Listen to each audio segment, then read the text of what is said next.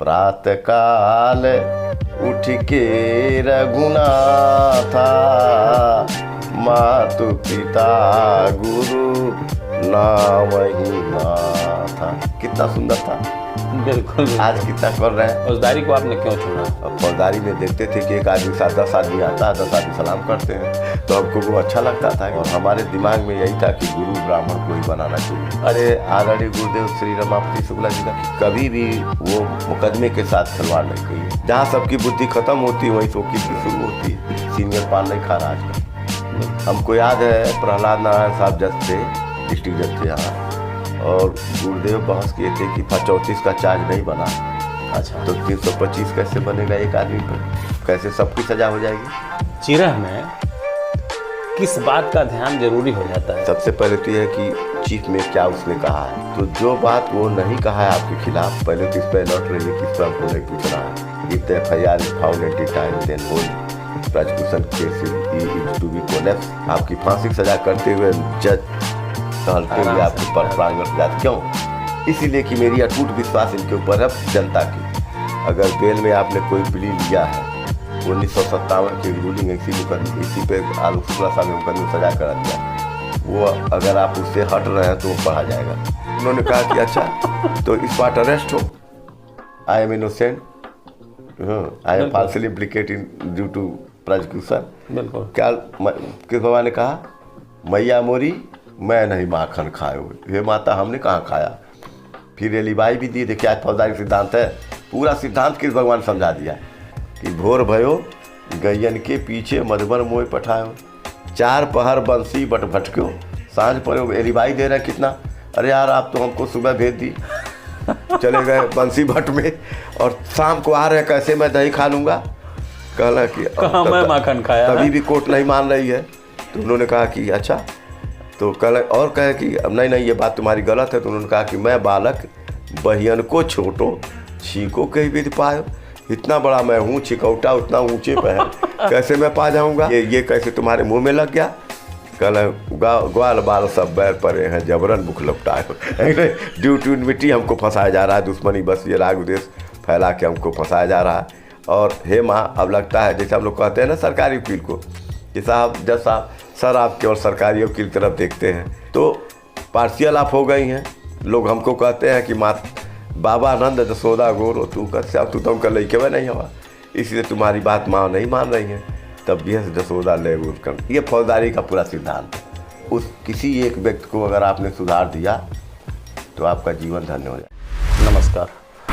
स्वागत है आपका हमारे इस विशेष कार्यक्रम में। दर्शकों, किसी भी व्यवस्था को संचालित करने के लिए विधि की आवश्यकता होती है, और हमारे देश में जो न्यायालय हैं वहाँ भी सारी व्यवस्था नियम और कानून के हिसाब से संचालित होती है।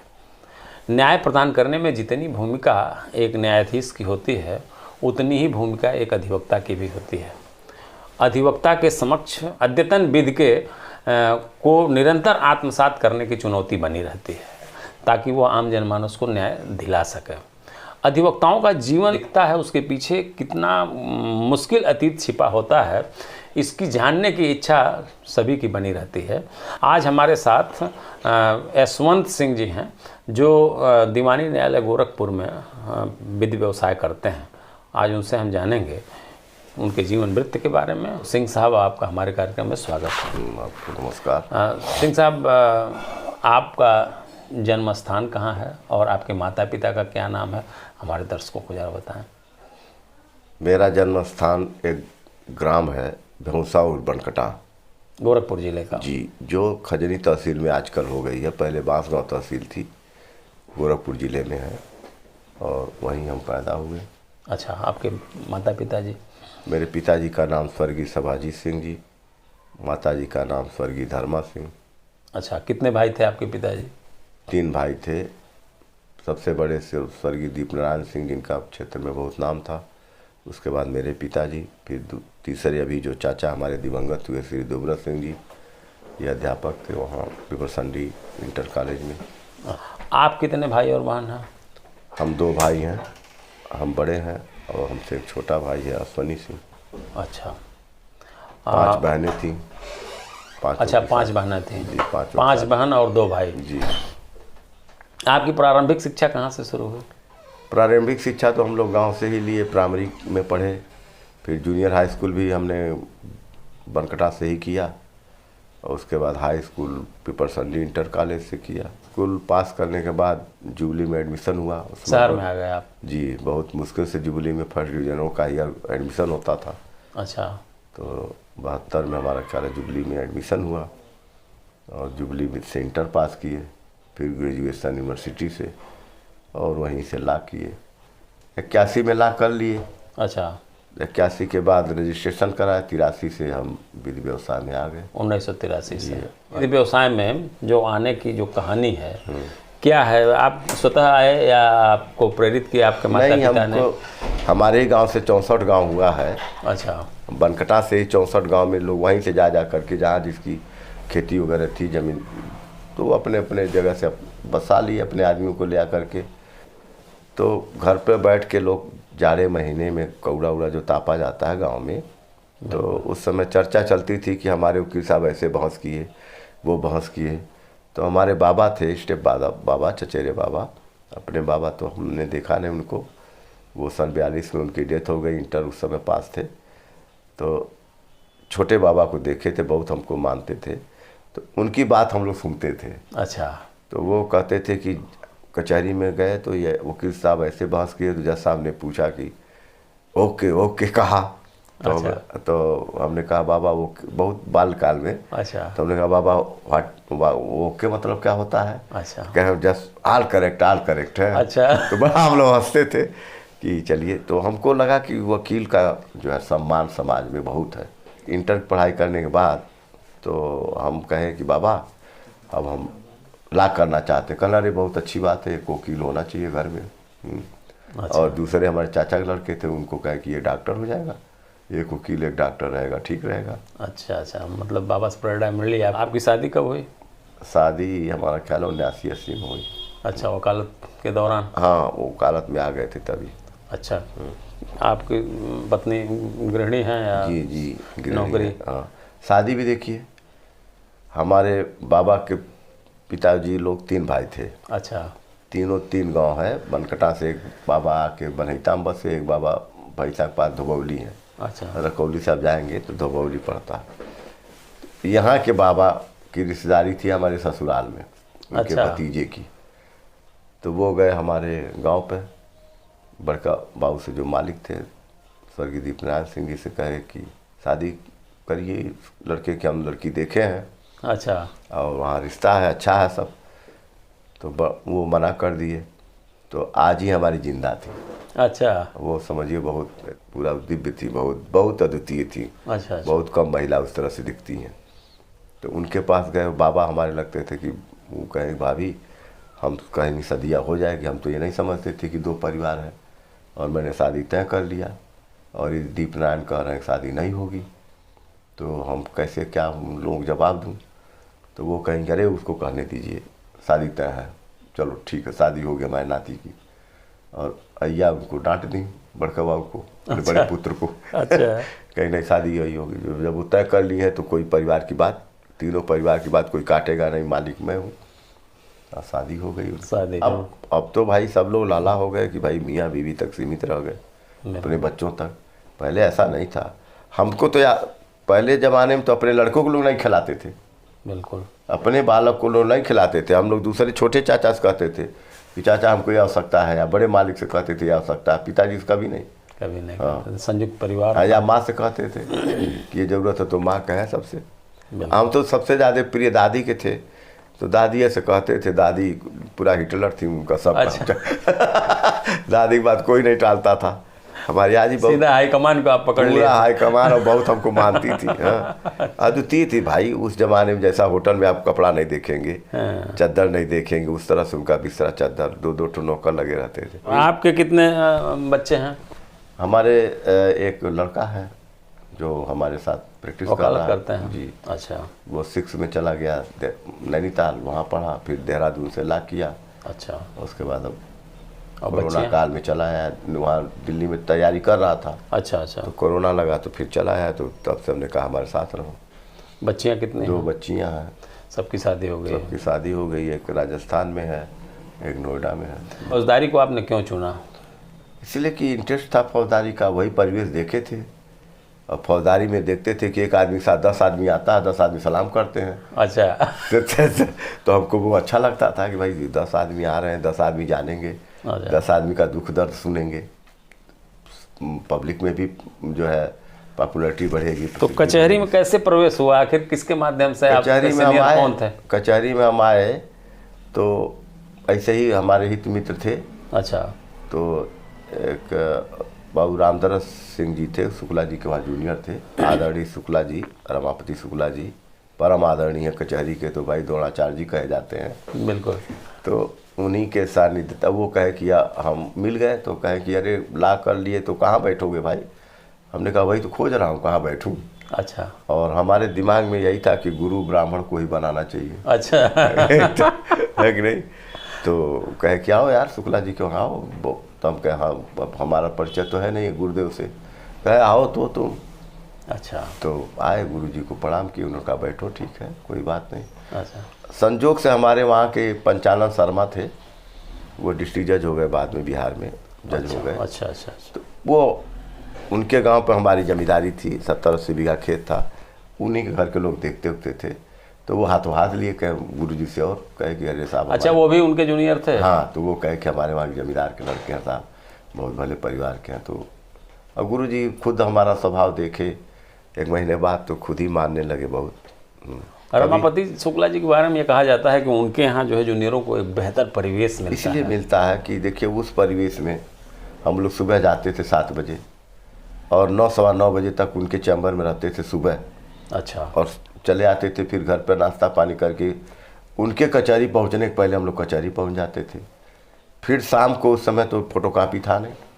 बिल्कुल। अगर गुरु का आदेश होता था कि केसडारी यार कल तैयार करना है, केसडारी लिख डालो जाके ऑफिस में, तो कैंडल जला के हम लोग।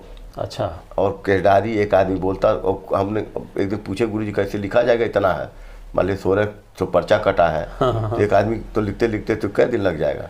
क्या देखो, गुरु की हर बात को एकदम सहर्ष स्वीकार कर लेना चाहिए। उन्होंने कहा एक पर्चा एक आदमी बोलेगा, दूसरा लिखेगा, दूसरा पर्चा दूसरा आदमी बोलेगा, 8 आदमी बैठ कर लिख जाओ।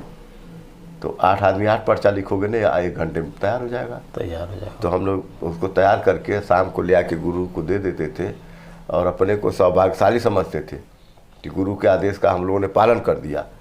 और आज परिस्थिति दूसरी बदल गई जाने। तो कितना जरूरी है वरिष्ठ का सानिध्यता। वही ये पेशा गरीबों का नहीं था।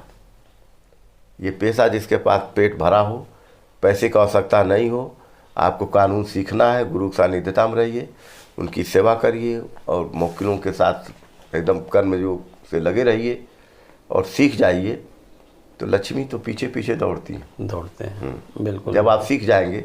आज हमारे आदरणीय गुरुदेव श्री रमापति शुक्ला जी का क्या नाम है, अपने कर्म से वो इतना कर लिए हैं भगवान की कृपा से, और आदर के साथ कोई उंगली नहीं उठा सकता। इससे आदरणीय पेशा क्या होगा। बिल्कुल बिल्कुल बिल्कुल। आप गोलघर में देखिए, चाहे यहाँ तारामंडल में देखिए, चाहे अभी हमारे बगल में भी उनकी ज़मीन है, बहुत जगह ज़मीन जायदाद धन दौलत सब कुछ उनको दिया। एक बुलाओ 100 दौड़ने वाले हैं। मतलब इस प्रोफेशन ने उनको जो है सब कुछ दिया। क्या और नहीं दिया, इसीलिए दिया कि कभी भी वो मुकदमे के साथ खिलवाड़ नहीं करिए। हम लोग कहते थे नेता बनना है तो वकील मत बनो, वकील बनना है तो नेता मत बनो। वकालत में केवल एक काम होगा और वकीलों से बड़ा नेता कुछ कोई नहीं होता। सारे नेता यहीं आएंगे। महाराज जी जो बंद थे तो महाराज जी की वकालत किसने किया, बहस किए ना, यही वकीलीन किए। बिल्कुल बिल्कुल।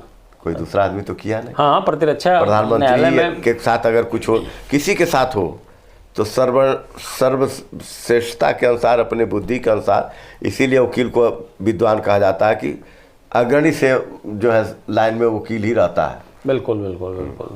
जैसा अब इनको राय देना, जहाँ सबकी बुद्धि खत्म होती है वहीं से वकील की शुरू होती है, लोग कहते हैं। एक फौजदारी के क्षेत्र में कैरियर बनाने वाला एक नया लड़का क्या जरूरी होता है उसके लिए? सबसे पहले किस पर ध्यान देना चाहिए उसको? सबसे पहले तो ये ध्यान देना चाहिए कि हमारे श्रेष्ठ जन क्या कर रहे हैं। उनका आचरण देखो, उनका रहन सहन देखो, कि कैसे वो आचरण, कोई सीनियर पान नहीं खा रहा आजकल। आप देख लीजिए, केपी सिंह साहब नहीं खाते थे, रमापति शुक्ला जी नहीं खाते, केजी पांडे साहब नहीं खाते, राघव सिंह देख लीजिए, रत्नामपन त्रिपाठी जो डीजीसी, जितने भी बड़े लोग हैं, मतलब वरिष्ठ अधिवक्ता पान नहीं खाता। नहीं, आप देख लीजिए। हाँ हाँ, बिल्कुल आप बिल्कुल, देख लीजिए, पान न खाने का मतलब यह है कि कोई व्यसन नहीं करते, बिल्कुल बिल्कुल बिल्कुल। अपने कर्म के प्रति जागरूक होते हैं। आज मुंह में नए लड़के आते हैं तो मुंह में पान लेके आते हैं। तो ये सब चीज़ें गलत हैं।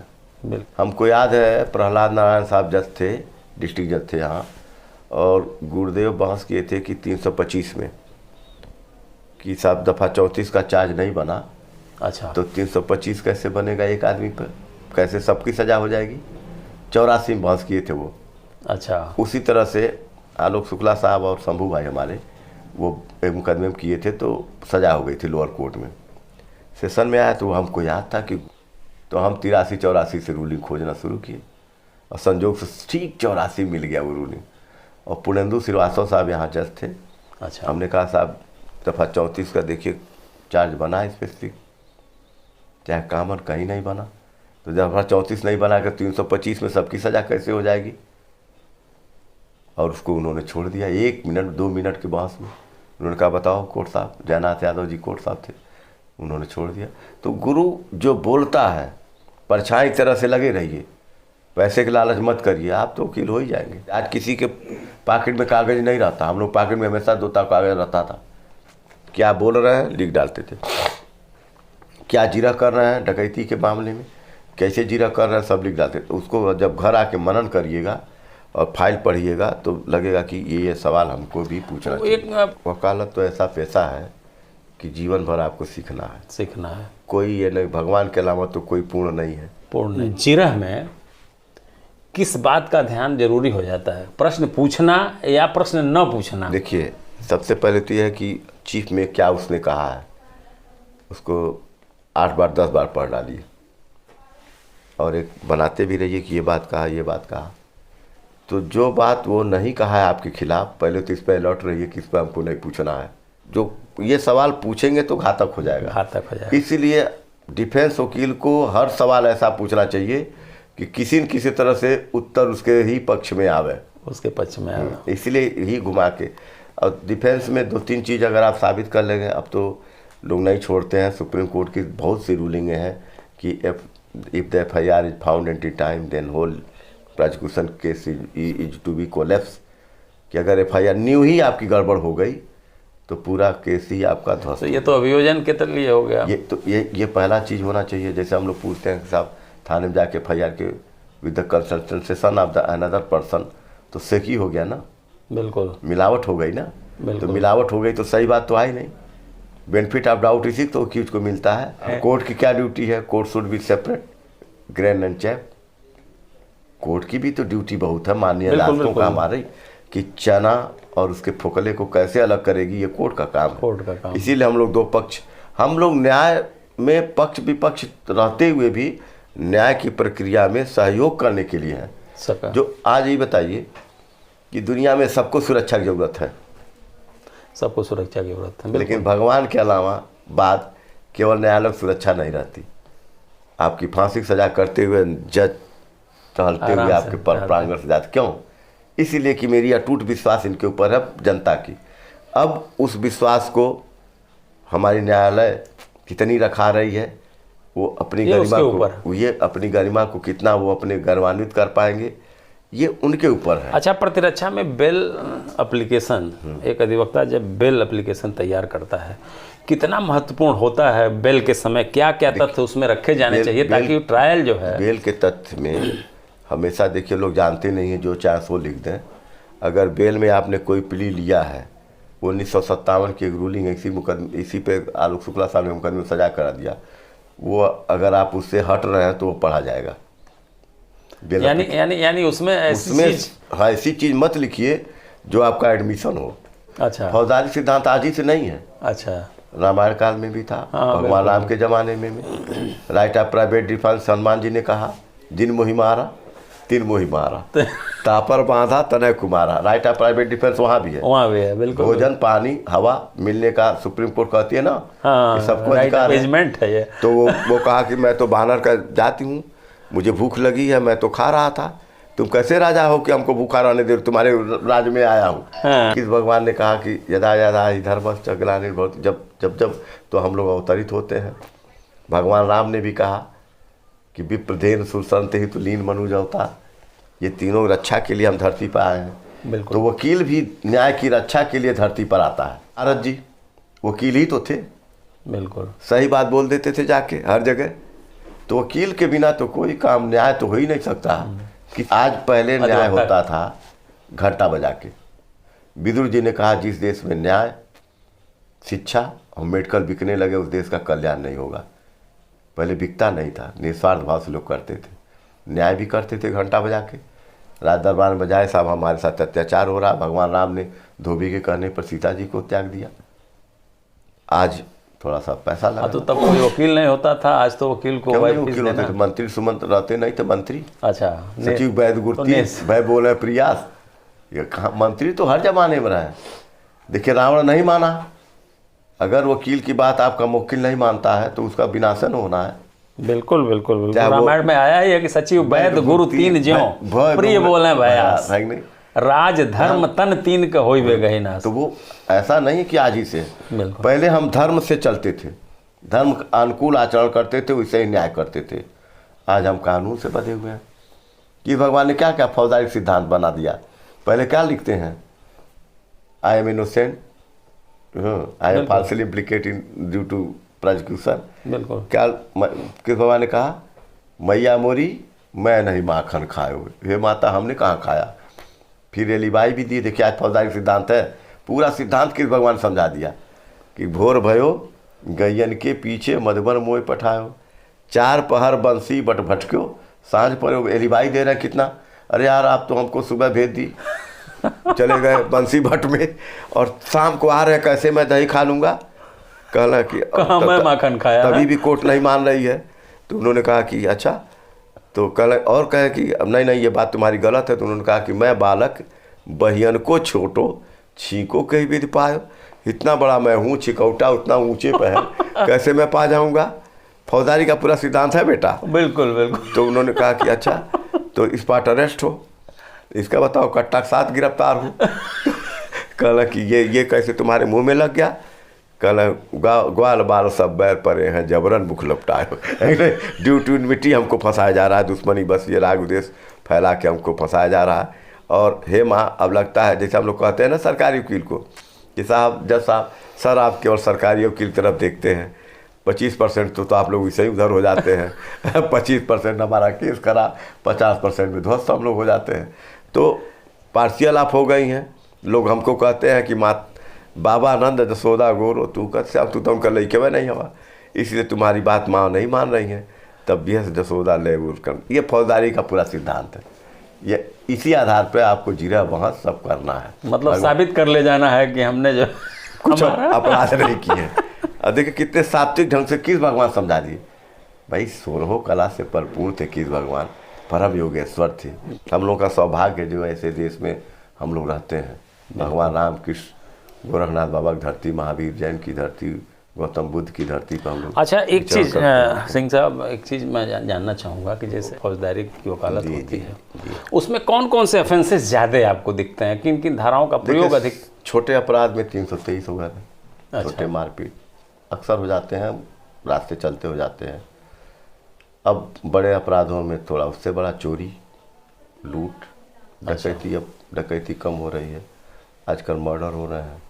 376 के केस ज़्यादा बढ़ गए, पास्को कैट, यही सब इस समय ज़्यादा चल रहे हैं। माता पिता अपने बच्चों को संस्कार देने में कितना विफल हो रहे हैं, उनकी कितनी देखिए कमी माता इसमें? पिता भी जो हम लोग शुरू से ये सिखाते हैं कि पढ़ोगे नहीं तो पैसा नहीं कमाओगे, उनका प्रेशर, उनका भी तो प्रेशर, ये गलत है। बिल्कुल। हमारे वहाँ जो संस्कार था, दीक्षा थी, भगवान राम कैसे थे, प्रातः काल उठ के रघुनाथा, मातु पिता गुरु नाम ही माँ था, कितना सुंदर था। बिल्कुल आज कितना कर रहे हैं। तो ये काम गार्जियन का है कि बच्चों को कैसे आप संस्कारित करेंगे। अभी हमने अपने नाती को कहा ना कि बहुत प्रणाम करो, देखिए आप दोनों हाथ जोड़ दिया। बिल्कुल ये मेरी ड्यूटी है। भगवान राम वन नहीं गए होते तो कौन उनको जानता। श्री राम गए वन में और उधर से लौटे तो मर्यादा पुरुषोत्तम जब बन तक गए। परिश्रम नहीं करेंगे, पुरुषार्थ नहीं करेंगे, गरीब अमीर सबको जोड़ेंगे नहीं, तब तक आप समाज में पूजनीय नहीं। परिवार जितना दायित्व न्याय प्रदान करने में एक न्यायाधीश का होता है, उतना ही दायित्व एक अधिवक्ता का भी होता है। सबसे जो अभी आपने ये सवाल किया, सबसे महत्वपूर्ण बात यही है कि वो आ गया तो उससे पैसे को नहीं लेना है। बिल्कुल। हम इस मामले में भी अपने अगल बगल बदनाम है, क्योंकि साहब बहुत डांटते हैं, भागो क्यों अपराध किए। कोई भी आता है तो ऐसा नहीं कि अपराध कर दिया तो उसको मैं प्रोत्साहित करता हूँ, पहले मैं इतना चढ़ जाता हूँ उसके ऊपर, डांटता हूँ कि ऐसे ऐसे होगा, और सुलह, अगर सुलह लायक कर सुलह कर डालो, तुमने क्यों किया है। तो लोग कहते हैं वकील साहब बहुत डांटते हैं। सबसे पहला वकील का काम यही है, अपराध को बढ़ावा देना नहीं, अपराध को कम करना, समन करना। समाज में उस किसी एक व्यक्ति को अगर आपने सुधार दिया तो आपका जीवन धन्य हो जाएगा। विधि व्यवसाय में जो नए लड़के आ रहे हैं विधि स्नातक करके, वो फौजदारी की तरफ अगर आते हैं तो कितना बेहतर भविष्य है उनका फौजदारी की वकालत। देखिए, फौजदारी को वकालत में तो समय लगता है, और समय के बावजूद भी भविष्य कितना उज्जवल हो तो प्रभु के हाथ में है। बिल्कुल। सिविल की प्रैक्टिस में शुरुआती दौर में तो नहीं बहुत भला रहता है, आमदनी कहिए नहीं होती है, लेकिन उसका भविष्य बहुत सुदृढ़ होता है। अच्छा। उसकी वजह ये है कि सिविल का मौकिल इधर उधर बहुत भागता नहीं है। फौजदारी में बहुत बेचैनी रहती है। क्षणिक लाभ तो मिलता है कि तुरंत से वकील कमाने लगता है, लेकिन बहुत ड्यूरेबिलिटी नहीं माने जाते। नहीं, आप बहुत टॉप पे भी हैं। इसीलिए अधिकांशतः लोग फौजदारी में ही आना चाहते हैं, इसलिए कि तुरंत चाहते हैं लाभ। देखिए, विधि व्यवसाय में भाई सबको आवश्यकता है पैसे की। जूनियर विद्यार्थी जीवन की तरह से भटकता है तो उसको तो 100-200 तो चाहिए ही। बिल्कुल बिल्कुल बिल्कुल। इसीलिए हमारे बार एसोसिएशन में एक व्यवस्था हुई कि साहब वकालतनामा लगाओ और वो पैसा जूनियर लेगा। नए अधिवक्ताओं के लिए क्या आप कहेंगे? नए अधिवक्ता संघर्ष करें निस्वार्थ भाव से और गुरु के सानिध्यता में रहें, सबसे सीखें। तो चरण सिंह नए अधिवक्ता बहुत से अच्छे लड़के आए हैं जो अच्छा काम कर रहे हैं। हम लोग भी देखते हैं, एक से एक रूलिंग निकालते हैं सब। तो जो अच्छा कर रहे हैं उनको तो आगे उनको बढ़ना ही बढ़ना है। मतलब सिंह साहब, आपने हमारे लिए और हमारे दर्शकों के लिए समय निकाला और अपनी अच्छी अच्छी बातें बताई, अपने जीवन वृत्त के बारे में बताया, विधि व्यवसाय के बारे में बताया। इसके लिए आपको बहुत बहुत धन्यवाद।